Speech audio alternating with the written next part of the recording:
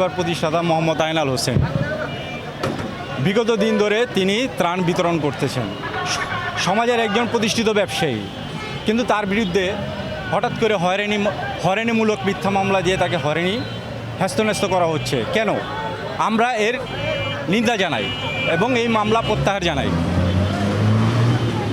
আমাদের একটাই আশা আগানগরবাসীর, আমাদের পদপ্রার্থী ছিলেন মোহাম্মদ আইনাল হোসেন, চেয়ারম্যান পদপ্রার্থী, এই জন্য তার পিছনে মিথ্যা মামলা দেওয়া হয়েছে।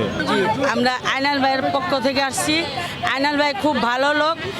আইনাল ভাইয়ের নামে যে মিথ্যা মামলা দিয়েছে, আমরা মাননীয় প্রধানমন্ত্রীর কাছে এটাই আবেদন জানাই যে যেন মামলা থেকে মুক্তি পায়।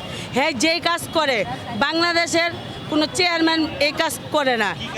হ্যাঁ, দীর্ঘ 12 বছর ধরে মানব সেবা করে, মানুষের জনগণের সাহায্য করে, যারে যা পারে অনেক সাহায্য করে, ঠিক আছে।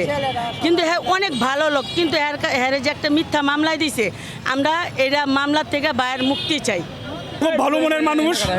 আমরা দেখেছি দীর্ঘ 17 বছর ধরে উনি বিএনপির সাথে জড়িত এবং বিএনপির মিছিল মিটিং উনি আছে। কিন্তু আমাদের এই যে আইনাল ভাই, উনি একজন ব্যবসায়িক মানুষ।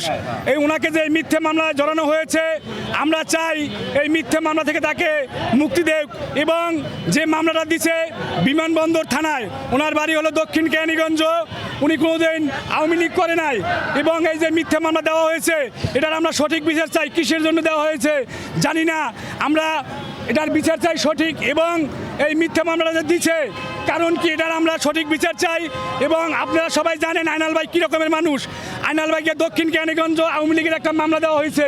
উনি কোনোদিন আওয়ামী লীগ করে না এবং আওয়ামী লীগকে পছন্দ করে না। উনি একজন ব্যবসায়িক, কিন্তু উনি বিএনপিকে ভালোবাসে। আমরা দেখেছি দীর্ঘ 17 বছর ধরে উনি বিএনপির সাথে জড়িত এবং বিএনপির নামে উনি বাজার দেয়। বিএনপিকে ভালোবাসে দেখে, বিএনপির মনোগ্রাম দিয়ে ভালোবাসা দেখে বিএনপিকে গরিব দুঃখীকে দান করে। এটা হয়তো কোনো